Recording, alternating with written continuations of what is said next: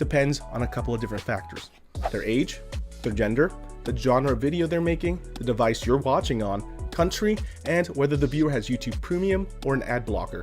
Clearly, if they have an ad blocker, you're making nothing. But with YouTube Premium, a viewer gives you a set amount of revenue per view. I think I make around like $2.20 per 1,000 YouTube Premium views. So subtracting out people with ad blockers and YouTube Premium, how much of those little ads you see all up in the front of every video pay? Let's rewind a second. Remember how literally a few seconds ago I said it depends on their age, their gender, the genre of video they're making, the device you're watching on, country? Well, those are all criteria that advertisers use to bid for ad space on a specific video. Basically what happens is if an advertiser wants to reach a specific demographic based on those factors, they determine how much they're willing to pay per 1,000 views, and the highest bid wins. Most ads on the internet work this way, but instead of views, it could be clicks or impressions or click-through rate, some similar sort of criteria. What I'm trying to say is this: the amount of views and the demographic of viewers matter. But how do we determine how much a channel makes?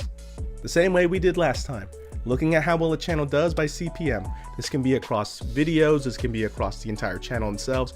We want to know how much they make every 1,000 views so we can calculate how much either their entire channel or that one particular video made. So the way I view CPM and the way YouTube views CPM is completely different. YouTube calculates CPM by pretty much how much money you make on every monetized view. A monetized view means something that they serve ads on. But to make it easier on our analysis, and to make it easier on me and for everyone, and to make it more true to life, we're going to look at true CPM, something I determined based more on how much money they've made on a video and how many total views they had on the based on the total amount of money they made on their video or channel, divided by the total amount of views they've had on their video or channel, and then multiplied by 1,000 so we know how much per 1,000, hence CPM. If we do this, we can pretty much predict roughly how much money a specific channel or genre video makes in revenue. In my last video, I wasn't completely consistent. Some data I used were specific videos, some were during small time periods, and others were entire channels. But for each video a creator makes, their CPM can change wildly because they may cover different topics. For example, I don't always make tech videos. Sometimes I make apparently videos about YouTube's revenue.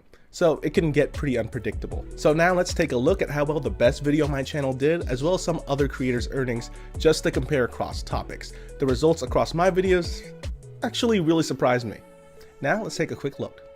So before we start, I just wanted to mention that I am about to show you my financial analytics, how much I make off of YouTube, and some other content creators as well. You should probably check those videos out because they will provide more information because they have their own personal takes on it.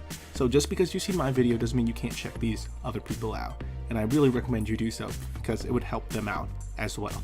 And we're gonna figure out CPM. And once we figure out that CPM, you can pretty much apply it to any of the channels I've shown. Last year, I already went over the creators that were showing their income. That's why I'm only focusing on videos from the last year from creators that have posted their CPM, their AdSense revenue, everything out there. Anyway, let's. Hey, this is Caleb with Light Gaming, and I'm going to give you step-by-step on how to become a pro streamer. First part of your journey, you got to get pissed at everything. Let's get started. So the moment you enter YouTube Studio, this is what my dashboard looks like. This is everything that's been going on for the last couple weeks. As you can see, still in my house.